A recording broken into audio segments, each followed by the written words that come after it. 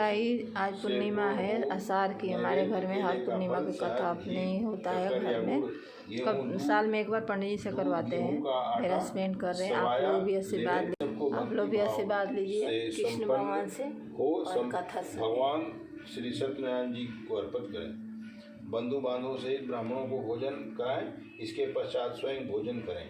रात्रि में नृत्य भजन आदि का आयोजन कर श्री सत्यनारायण भगवान का आप लोग को भी आशीर्वाद दे करते हमारे घर में समय व्यतीत करे। इस तरह जो मनुष्य व्रत करेगा उसका समस्त मनोरथ निश्चय ही पूर्ण होंगे। विशेष रूप से कलियुग में मृत्यु लोक में यही एक उपाय है जिसमें अल्प समय में और कम धन में महान पुण्य की प्राप्ति हो सकती है।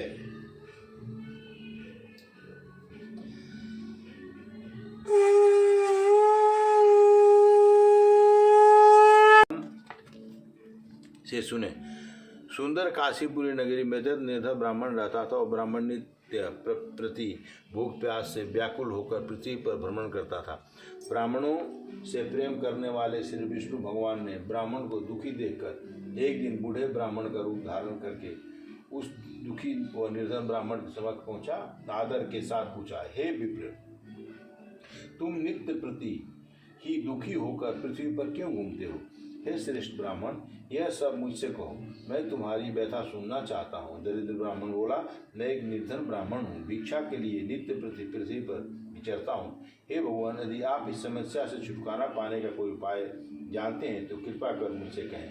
फिर ब्राह्मण रूप में विष्णु जी बोले, हे ब्रह्मश्रेष्ठ, श्री सत्यनारायण भगवान मनोवांछित फल देने वाले हैं, अतः तुम उनका पूजन करो।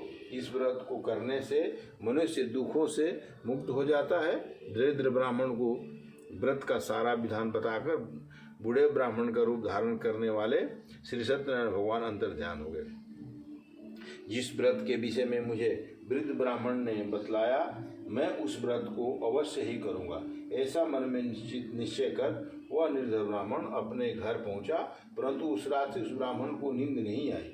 अगले दिन वह जल्दी उठा और श्री सत्यनारायण भगवान का ध्यान कर उनका व्रत करने की निश्चय कर भिक्षा मांगने के लिए चल पड़ा।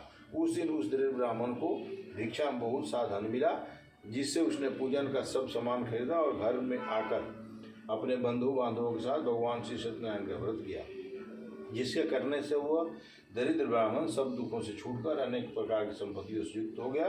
तब से वह प्रत्येक मास व्रत करने लगा। श्री सत्यनारायण भगवान के व्रत को जो मनुष्य शास्त्र विधि के अनुसार श्रद्धापूर्वक करेगा वह सब पापों से मुक्त होकर मोक्ष को प्राप्त